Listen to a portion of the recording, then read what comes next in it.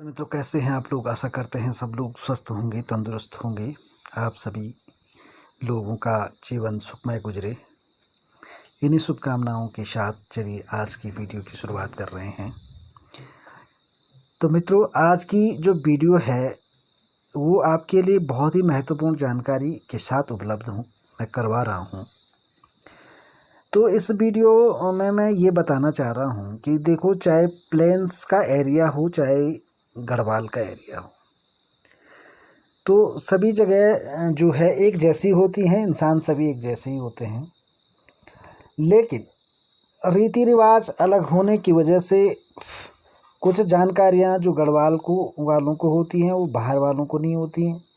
जो जानकारियाँ बाहर वालों को होंगी हो सकता है वो गढ़वाल वालों को ना हो।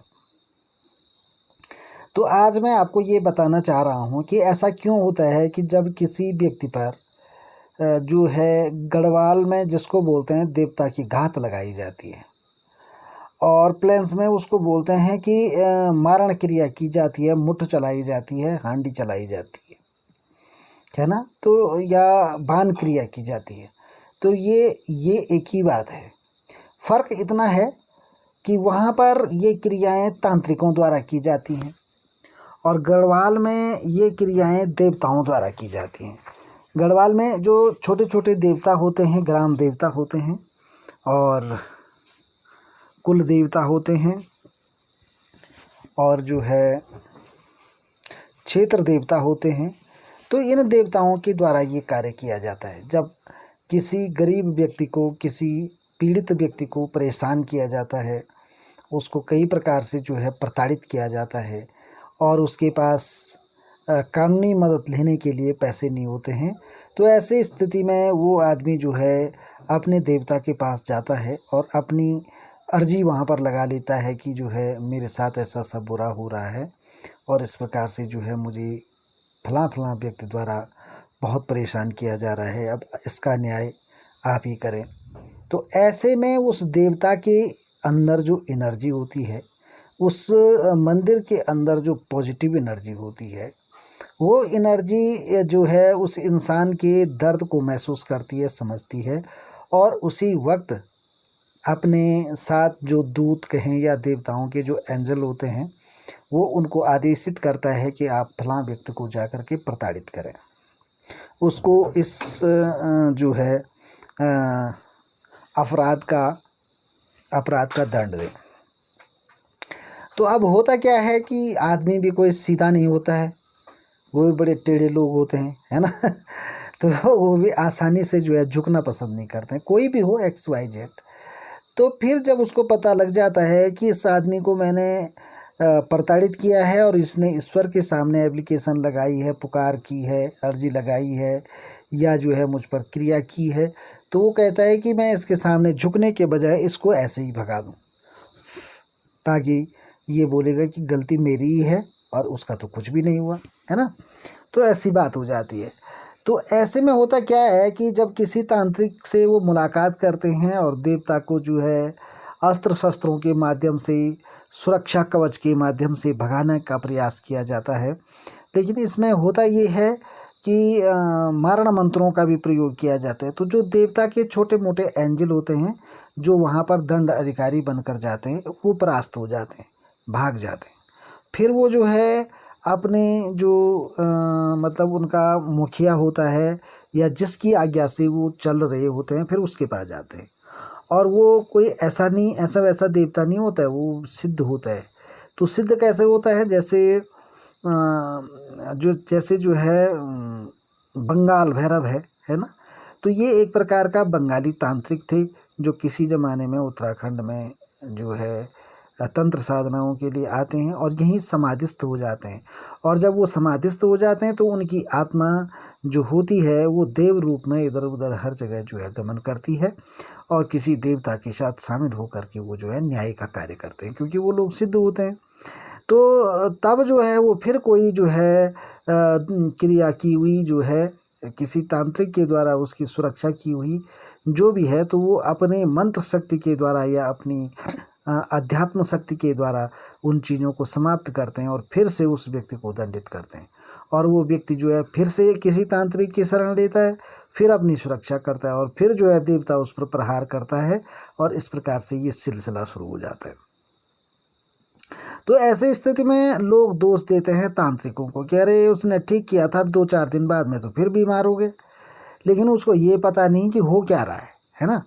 तो ऐसा होता है। तो इस ऐसी स्थिति में एक ही चीज़ है जो आपको बचा सकती है, वो ये है कि आप जो है जो भी देवी देवता उन पे लगा हुआ है, जो भी घात मुट्ठ चल रखी है, तो उस देवता को पूछ करके या अपने किसी सिद्ध देवी देवता को पूछ करके कि ये कैसे मानेगा, ये इसका उपचार कैसे किया जाएगा, तो तब वो देवता जो तुम्हारा अपना सिद्ध देवता है वो उस दंडित करने वाले देवता से बात करता है कि भाई मान जाओ इसकी इतना गलती इसकी नहीं है, और अगर है भी तो इसके बदले ये आपसे कुछ मुआवजे में देगा, आपको कुछ पूजा पाठ का सामान देगा, कुछ भोग सामग्री चढ़ाएगा, तो क्या आपको चाहिए। तो इस प्रकार से जब वो बोलता है तो तब देवता जो है, जो तुम्हारा अपना सिद्ध देवता है, वो बताता है आपको कि आप ऐसा ऐसा करो और तब जाके आप इससे मुक्त होंगे। तो ये प्रक्रिया होती है। तो इसमें जो है अगर कोई तांत्रिक भी है, वो जानकार है, तो वो पूछा लगाता है, कहता है कि भाई देखो जो तुम पर देवता घात कर रखी है, देवता के द्वारा घात लगा रखी है, यानी कि जो वार तुम पर किया गया है देवता का, तो वो तभी मानेगा जब आप किसी को जो है बलि दोगे या किसी को प्रसाद बना के दोगे या मिठाइयाँ चढ़ाओगे या श्रीफल चढ़ाओगे, धूप अगरबत्ती चढ़ाओगे। तो ये तमाम चीज़ें वो आपको प्रक्रिया बताता है, और जब आप इस प्रकार से प्रक्रिया करते हैं तो ही आप इस दोष से मुक्त हो पाते हैं, है ना। तो ऐसी परंपरा जो है गढ़वाल के अंदर है। और बहुत ही विचित्र बात ये है कि जो है कि प्लेन्स का एरिया है, वहाँ पर ये क्रियाएं सिर्फ तांत्रिक ही कर सकते हैं और वो उतनी पावरफुल नहीं होती है। यानी कि एक तांत्रिक किसी पर कोई अटैक करता है और दूसरा तांत्रिक उसकी सुरक्षा कर रहा है, और उसने उसको ऐसा सुरक्षा मंत्र दे रखा है कि जो वहाँ से आने वाली शक्ति है वो लौट करके वापस उसी पे चली जाती है ना। तो यहाँ जो है वो पक्ष पीड़ित हो जाता है।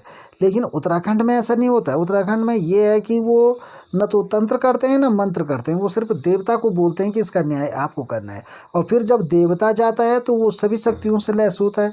उस पर तांत्रिक तो जैसा भी है वो इंसान है, या जानकार व्यक्ति जो भी है वो इंसान है, लेकिन यहाँ जो काम करने वाला है ये तो देवता हैं, एंजल्स हैं, है ना, जो भगवान के श्रमिक हैं, भगवान द्वारा रखे गए दंड अधिकारी हैं। तो वो खुद स्वयं होते हैं। तो भाई उनको दंडित करना, उनको वापस करना, उनको लौटाना किसी के बस की बात नहीं होती है, क्योंकि वो तंत्र मंत्र से तो पारंगत होते हैं, वही तो तंत्र मंत्र देते हैं, है ना, वही तो जो है मंत्रों के जो है सृष्टिकर्ता होते हैं। तो उनको कौन हटा सकता है। तो ये चीज़ें होती है। तो इसमें ये है कि जो व्यक्ति गलती करता है उसको जो है जल्द से जल्द उस व्यक्ति से माफ़ी मांग लेनी चाहिए, उसको मना करके एक साथ देवता को पूज लेना चाहिए। तो इसमें जो है शांति मिलती है। और यदि ऐसा नहीं है तो आप जिन एंजलों को हटाने के बाद, एंजलोंस को हटाने के बाद जो मूल देवता होता है, जब तक आप उसकी पूजा नहीं कर पाते हैं, उससे माफ़ी नहीं मांग लेते, उससे क्षमा याचना नहीं कर लेते, तब तक आप जो है मुक्त नहीं हो सकते हैं। तो ये इसकी जो है विशेष बात है, ठीक है ना। तो बाकी जो है आप लोग इससे संतुष्ट हो गए होंगे। यदि नहीं हुए होंगे, अभी भी आपको किसी प्रकार का कोई डाउट हो तो आप प्रश्न मुझसे पूछ सकते हैं। तो ये किसी बंधु ने, मित्र ने मुझसे पूछा था कि ऐसी प्रक्रिया में क्या किया जा सकता है। तो इसमें मैंने बता दिया है कि अपने किसी सिद्ध देवता को पूछने के बाद, या आप अपनी कोई पूछा लगाने, अगर आप पूछा लगाने का काम करते हैं तो अपनी पूछा लगा करके पता करें कि जो मुझ पर जो देवता लगाया गया है वो किस प्रकार से मानेगा। तो तब जाके जब आपको सही तरीका पता चल जाएगा तो आप इस तरीके से कार्य करें तो ही आपको सफलता मिलेगी। और ऐसा नहीं है कि अन्यथा आप जो है कितना भी पैसा खर्च करेंगे तो वो पैसा आपका अनावश्यक जाएगा और किसी भी प्रकार से आपको लाभ नहीं होगा, ठीक है ना। तो ये है। चलिए आज आपको मंत्र की श्रृंखला में मैं दे रहा हूँ कि कई लोग ऐसे हैं जो निसंतान दंपति होते हैं और इधर उधर भटकते रहते हैं। तो उनके लिए आज मैं गायत्री मंत्र से कैसे जो है संतान की मांग कर सकते हैं, इस संबंध में आपको मंत्र दे रहा हूँ। मंत्र इस प्रकार है। आप गायत्री मंत्र के पूर्वार्ध में और उत्तरार्ध में इस संपुट को लगाएंगे तो आपके जो है मतलब आप अगर निसंतान हैं तो आपको अवश्य संतान की प्राप्ति होगी, चाहे आप किसी भी परिस्थिति से क्यों ना गुजर रहे हों। तो मंत्र इस प्रकार से है, ओम श्रीम ह्रीम क्लीम, ये संपूर्ण है, ठीक है ना। ओम श्रीम ह्रीम क्लीम ओम भूर्भुवस्वः ओम श्रीम ह्रीम क्लीम तत्सवितुर्वरेण्यं भर्गो देवस्य धीमहि धियो यो नः प्रचोदयात्। ओम श्रीं ह्रीं क्लीं ओम भूर्भुवस्वः ओम श्रीं ह्रीं क्लीं तत्सवितुर्वरेण्यं भर्गो देवस्य धीमहि धियो यो नः प्रचोदयात्। इस प्रकार से आप इसका जाप करेंगे। और देखिए 2 तारीख को ग्रहण काल भी आ रहा है, तो निसंदेह आप इन मंत्रों का जाप करें। ये बहुत ही श्रेयस्कर रहते हैं, क्योंकि ये मंत्र जो है ये वैदिक मंत्र हैं, तो इनका आप अवश्य जो है ग्रहण काल में जाप करें। कुछ नहीं करना है आपको, कोई दीपक नहीं जलाना है, कोई धूप नहीं जलाना है।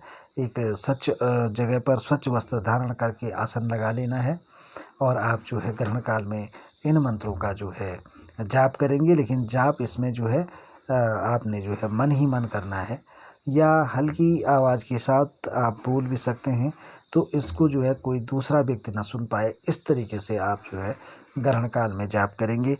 और जाप में आप जो है ये जो लक्ष्मी और सौभाग्य का पहले मैंने आपको मंत्र दिया है, वाक सिद्धि का दिया है, जो संपुट ओम श्रीं ह्रीं श्रीं वाला है, इसको भी कर सकते हैं।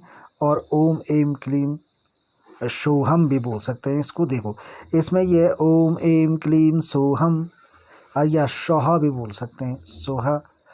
तो मैंने इसको जो है अगली वीडियो में इसका मंत्र मैंने डाल रखा है कि इसको इस तरीके से करना है। तो चाहे तो आप इसका भी जो है ग्रहण काल में जाप कर सकते हैं।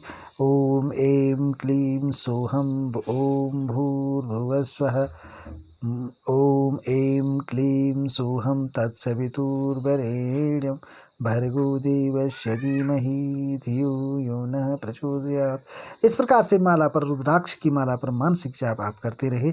और भगवान दत्तात्रेय का जो मंत्र मैंने दिए हैं, 2-3 मंत्र हैं, तो आप जो है उन मंत्रों का भी जो है ग्रहण काल में जाप करें मित्रों।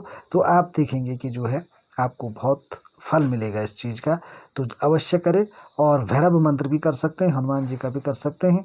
माँ कमला माँ मातंगी माँ तारा छिन्नमस्ता बगलामुखी त्रिपुर सुंदरी भैरवी धूमावती भुवनेश्वरी कालरात्रि, इन सब का आप कर सकते हैं, ठीक है ना। तो कोई भी जो आपको अच्छा लगे वो मंत्र आप करें। तो फिर मिलेंगे आपको अगली वीडियो में, तब तक के लिए जय माता दी, जय केदार बाबा की जय हो, हनुमान जी बाबा की आप सबका कल्याण हो।